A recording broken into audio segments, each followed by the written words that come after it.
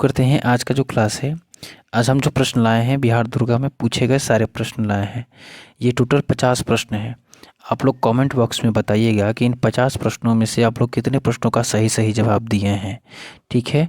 और ये जितने प्रश्न हैं ये VVI है, ये परीक्षाओं में बार बार पूछे जाने की संभावना इस प्रश्न को रहता है। चलिए अब देखते हैं। प्रश्न पूछा गया है कि भारत का राष्ट्रपति अपना त्यागपत्र किसे सौंपते हैं। भारत के राष्ट्रपति अपना त्यागपत्र किसे सौंपते हैं? तो भारत के उपराष्ट्रपति को सौंपते हैं। किसे सौंपते हैं? तो भारत के उपराष्ट्रपति को सौंपते हैं। अगला प्रश्न पूछा गया है कि भारत के महान्यायवादी को कौन हटा सकता है। भारत के महान्यायवादी को कौन हटा सकता है? तो भारत के महान्यायवादी को कौन हटा सकता है? तो राष्ट्रपति हटा सकते हैं अनुच्छेद 76 के तहत। ठीक है। अगला देखिए, पूछा गया है कि प्राचीन नालंदा विश्वविद्यालय का संस्थापक कौन था। प्राचीन नालंदा विश्वविद्यालय का संस्थापक कौन था? तो इसका राइट आंसर होगा कि प्राचीन नालंदा विश्वविद्यालय के संस्थापक कौन थे? कुमारगुप्त प्रथम थे। कौन थे? कुमारगुप्त प्रथम थे। अगला देखिए, कामायनी पुस्तक के रचयिता कौन थे? तो कामायनी पुस्तक के जो रचयिता थे वो कौन थे? जयशंकर प्रसाद थे। कौन थे? जयशंकर प्रसाद थे। अगला प्रश्न पूछा गया है कि अर्थशास्त्र पुस्तक किसने लिखा है। अर्थशास्त्र पुस्तक किसने लिखा है? तो कौटिल्य ने लिखा है, जिनको चाणक्य और विष्णुगुप्त के भी नाम से जाना जाता है। तो अर्थशास्त्र पुस्तक जो है कौटिल्य ने लिखे हैं। ठीक है। अगला देखिए, प्रश्न है कि शेरशाह का बचपन का नाम क्या था। शेरशाह का बचपन का नाम क्या था? तो फरीद खान जो था शेरशाह का बचपन का नाम था। क्या नाम था? फरीद खान था। अगला जो प्रश्न है पूछा गया है कि ध्यानचंद किस खेल से संबंधित खिलाड़ी रहे हैं। ध्यानचंद किस खेल से संबंधित खिलाड़ी रहे हैं? तो ध्यानचंद फ्रेंड्स आप लोग जानते हैं कि किससे संबंधित खिलाड़ी रहे हैं? हॉकी से संबंधित खिलाड़ी रहे हैं। ये भी प्रश्न पूछा गया है। देखिए, अगला जो प्रश्न पूछा गया है कि भगवान बुद्ध का जो जन्म है, भगवान गौतम बुद्ध का जो जन्म लुम्बिनी में हुआ था, वो लुम्बिनी कहाँ है? तो वो लुम्बिनी जो है नेपाल में स्थित है। कहाँ स्थित है? तो नेपाल में स्थित है। देखिए, अगला प्रश्न पूछा गया है कि अंतर्राष्ट्रीय महिला दिवस कब मनाया जाता है। तो आप लोग जानते हैं फ्रेंड्स कि अंतर्राष्ट्रीय महिला दिवस कब मनाया जाता है? तो 8 मार्च को मनाया जाता है। अगला प्रश्न पूछा गया है कि बिंबिसार किस वंश का राजा था। बिंबिसार किस वंश का राजा था? तो ये हर्यक वंश का शासक था या राजा था। ठीक है। अगला देखिए, जैन धर्म के अंतिम तीर्थकर जो थे महावीर, जैन धर्म के जो अंतिम तीर्थकर महावीर थे, उनकी मृत्यु कहाँ हुआ था? तो इनकी जो मृत्यु हुआ था पावापुरी में हुआ था, और जन्म जो हुआ था कुंडग्राम में हुआ था, वैशाली में। ठीक है। अगला हम लोग देखते हैं। पूछा गया है कि बिहार में लोकसभा की सीटों की संख्या कितनी है। तो बिहार में लोकसभा की सीटों की संख्या फ्रेंड्स कितनी है? तो 40 है। कितनी है? तो 40 है। और पूछा जाए कि राज्यसभा की सीटों की संख्या कितनी है? तो 16 है। कितनी है? 16 है। अब पूछा जाए कि विधानसभा की सीटों की संख्या कितना है? तो 243 है। कितना है? 243 है। और पूछा जाए कि विधान परिषद की सीटों की संख्या कितना है? तो 75 है। ठीक है। चलिए, अगला प्रश्न हम लोग देखते हैं।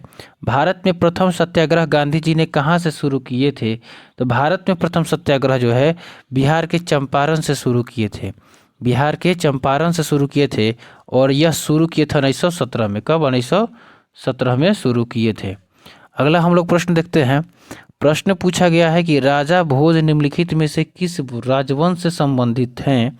तो राजा भोज निम्नलिखित में से किस राजवंश से संबंधित हैं?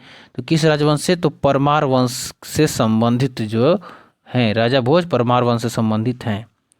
अगला जो प्रश्न पूछा गया है कि दिल्ली के लाल किले में स्थित जो मोती मस्जिद है उसको किसने बनवाया था? तो किसने बनवाया था? तो औरंगजेब ने बनवाया था। दिल्ली के लाल किले में स्थित मोती मस्जिद को औरंगजेब ने बनवाया था।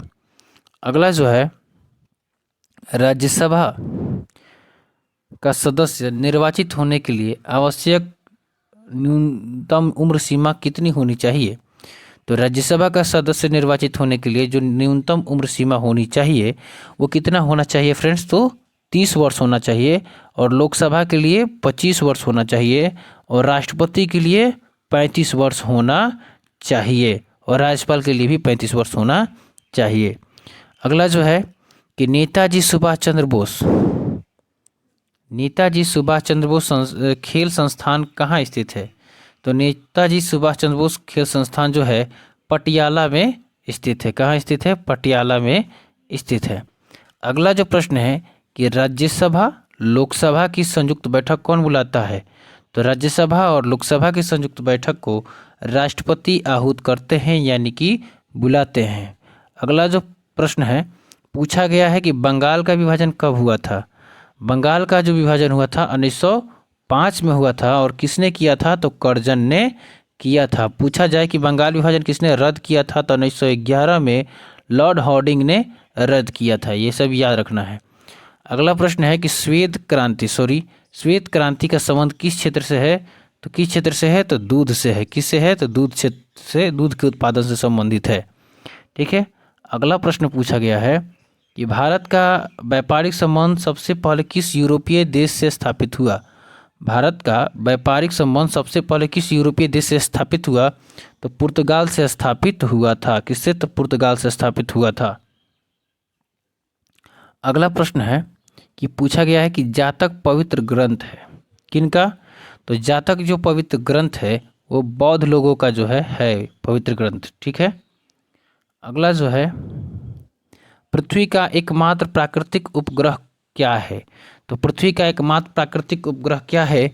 तो क्या है इसमें से? चंद्रमा है। क्या है? चंद्रमा है।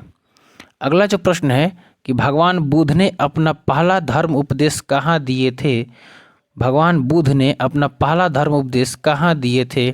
तो भगवान बुद्ध अपना पहला धर्म उपदेश सारनाथ में दिए थे। अगला प्रश्न है कि पुर्तगालियों ने गोवा पर कब अधिकार किया था? तो पुर्तगालियों ने गोवा पर 1510 ईस्वी में अधिकार किया था। कब? तो 1510 में। अगला प्रश्न है कि भारत में पहली बार किसने वार्षिक आय को अनुमानित किया था? भारत में पहली बार किसने वार्षिक आय को अनुमानित किया था? तो भारत में पहली बार दादा भाई नौरोजी ने वार्षिक आय को अनुमानित किए थे। अगला भारत का प्रथम उर्वरक प्लांट कहाँ स्थापित किया गया था? तो सिंदरी में स्थापित किया गया था, तमिलनाडु के सिंदरी में। अगला प्रश्न है कि हवा से परागण को क्या कहते हैं?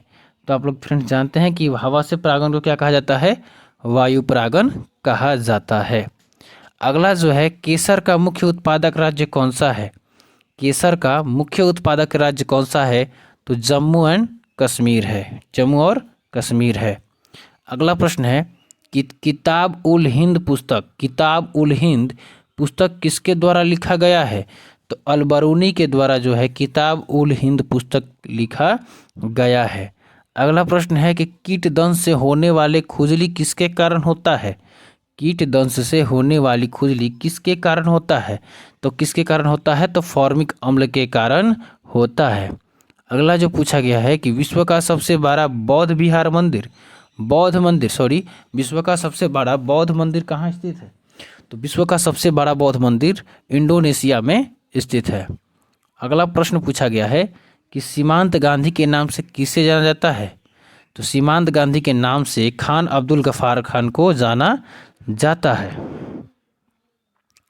अगला पूछा गया है कि नागल किसके लिए जाना जाता है? तो नागल जो है फ्रेंड्स किसके लिए जाना जाता है? तो उर्वरक के लिए जाना जाता है। अगला प्रश्न है कि महात्मा गांधी राष्ट्रीय समुद्री उद्यान कहाँ स्थित है? महात्मा गांधी राष्ट्रीय समुद्री उद्यान कहाँ स्थित है? तो कहाँ स्थित है? तो पोर्ट ब्लेयर में स्थित है। अंडमान निकोबार की राजधानी पोर्ट ब्लेयर में स्थित है। अगला कि मिट्टी में घुले हुए नाइट्रेट को अवशोषित पौधे मिट्टी में घुले हुए नाइट्रेट को अवशोषित करते हैं तथा उन्हें परिवर्तित कर देते हैं किसमें? तो मुक्त नाइट्रोजन में परिवर्तित कर देते हैं। ठीक है। अगला फ्रेंड्स प्रश्न देखिए, पूछा गया है कि निम्नलिखित में से किस सिख गुरु ने गुरुमुखी लिपि की शुरुआत की? निम्नलिखित में से किस सिख गुरु ने गुरुमुखी लिपि की शुरुआत की? तो गुरु अंगद देव ने जो है गुरुमुखी लिपि की शुरुआत की थी। अगला जो प्रश्न है, जल शोधन का कौन सा तरीका सूक्ष्म जीवों को नष्ट नहीं करता है? जल शोधन का कौन सा तरीका सूक्ष्म जीवों को नष्ट नहीं करता है? तो निस्पंदन जो है सूक्ष्म जीवों को नष्ट नहीं करता है। अगला है हड़प्पा स्थल किस नदी तट पर स्थित है। हड़प्पा स्थल किस नदी तट पर स्थित है, तो रावी नदी तट पर स्थित है। अगला है कि कौन सा संयंत्र तरल पदार्थों के विशिष्ट गुरुत्व को मापता है, तो ग्रेविमीटर जो है तरल पदार्थों के विशिष्ट गुरुत्व को मापता है। अगला संयुक्त राष्ट्र दिवस कब मनाया जाता है। संयुक्त राष्ट्र दिवस कब मनाया जाता है, तो 24 अक्टूबर को मनाया जाता है। अगला जो प्रश्न है कि गौतम बुद्ध के संवादों की भाषा क्या है। गौतम बुद्ध की संवादों की भाषा क्या है, तो गौतम बुद्ध की संवादों की जो भाषा है वो पाली है। क्या है, पाली है। अगला प्रश्न है कि 1926 में नौजवान भारत सभा किसके द्वारा बनाया गया था। 1926 में नौजवान भारत सभा किसके द्वारा बनाया गया था, तो भगत सिंह के द्वारा जो बनाया गया था। 1926 में नौजवान भारत सभा बनाया गया था। अगला प्रश्न पूछा गया है ओजोन छिद्र से क्या मतलब है। ओजोन छिद्र से क्या तात्पर्य है, यानी क्या मतलब है, तो ओजोन परत में छेद ये मतलब नहीं है। इसका मतलब क्या होता है कि समताप मंडल में ओजोन परत की मोटाई का कम होना ही क्या होता है, ओजोन छिद्र के नाम से जाना जाता है। वायुमंडल में जो 5 परतें हैं उसी परत में से समताप मंडल में ओजोन परत की मोटाई का कम होना ही ओजोन छिद्र के नाम से जाना जाता है। पूछा गया है कि भारत में रैयतवाड़ी व्यवस्था का प्रारंभ किसने किया था, तो भारत में रैयतवाड़ी व्यवस्था का जो प्रारंभ था वो डेविड रिकार्डो और अलेक्जेंडर रीड ये दोनों लोगों ने किया था। अगला प्रश्न पूछा गया है कि लूसी दुनिया की सबसे बड़ी चल मरुदा विस्फोट किस द्वीप में स्थित है। लूसी दुनिया की सबसे बड़ी चल मरुदा विस्फोट किस द्वीप पर स्थित है, तो किस द्वीप पर स्थित है, तो इंडोनेशिया पर स्थित है। ठीक है। अगला प्रश्न है कि निम्नलिखित में से कौन सा एक रासायनिक परिवर्तन का उदाहरण है। इसमें से कौन सा एक रासायनिक परिवर्तन का उदाहरण है, कागज का जलना या नरम लोहे का चुंबकित होना या जल में शक्कर का घुलना या जल में बर्फ के घनों का बनना। तो इसका राइट आंसर होगा कागज का जलना। क्या होगा, कागज का जलना। अगला प्रश्न है कि पंडित रविशंकर का संबंध निम्नलिखित में से किस वाद्य वादन से है, तो किससे संबंधित है, सितार से संबंधित हैं पंडित रविशंकर। ठीक है। अगला प्रश्न है कि 1857 में मेरठ में प्रथम सिपाही विद्रोह किया किस दिन भर की थी। 1857 में मेरठ में प्रथम सिपाही विद्रोह किया किस दिन भर की थी, तो 10 मई को भर की थी। अगला जो प्रश्न है पूछा गया है कि महात्मा गांधी की हत्या किसने किया था, तो नाथूराम गोडसे ने किया था। और कब किए थे ये नाथूराम गोडसे महात्मा गांधी की हत्या कब किए थे, तो 30 जनवरी 1948। चलिए फ्रेंड्स, आपको हम एक काम देते हैं, बताइए कि इस 50 प्रश्नों में से आप लोगों ने कितने प्रश्नों को अपने आप से हल किया, कमेंट बॉक्स में बताइए। ठीक है। चलिए हम लोग नेक्स्ट वीडियो डाल लेंगे कल, उसको देखिएगा।